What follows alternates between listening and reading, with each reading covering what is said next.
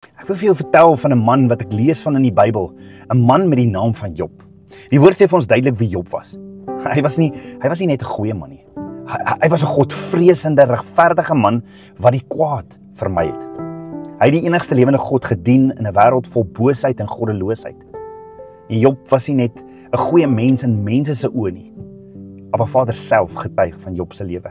Job het die skepper van hemel en aarde gevrees, nie uit vrees vir straf nie, maar uit liefde, respek en gehoorsaamheid. Hy het ontzag gehad vir Abba Vader.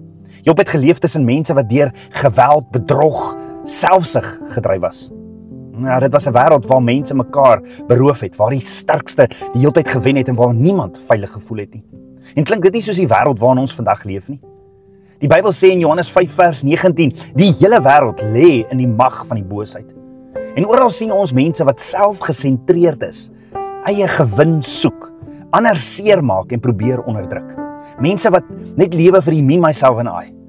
Maar net soos Job kan ons die noupad kies. Ons kan Vader se waarheid volg, opstaan vir sy woord en hom gehoorsaam wees, selfs wanneer alles rondom ons verkeerd gaan. Job se lewe wys vir ons dat wat getrouheid en vertroue na Vader se woord 'n lewenswandel is wat ons ook kan volg. Dit beteken nie dat storms nooit sal kom nie, maar dit beteken dat die vlerke van Abba Vader ons sal beskerm, ja selfs in hierdie bose wêreld.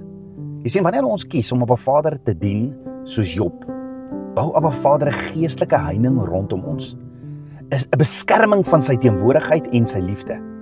En hierdie heining is nie fisies nie, maar is geestelik.